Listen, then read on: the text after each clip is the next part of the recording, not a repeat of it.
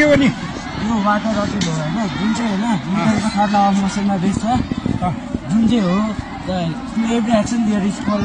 opposite reaction होइन just यो त्यसै कारण यो उड्ने गर्छ यो उड्छ उड्छ कति माथि पुग्छ ल उडाएर देखाउने हो हुन्छ ल उडाउने के गर्नुपर्छ यसमा पहिला अलिकति पानी हाल्ने 25% जति पानी हाल्ने ए उ पानी हाल्यो भाइहरु अनि पानी हाल्यो जति हावा हाल्ने ए कहाँ पानी हालेको यो यहाँबाट बोतलभित्र हाल्ने होइन अलिकति यहाँसम्म पानी हाल्ने अनि त्यसपछि यो पम्पले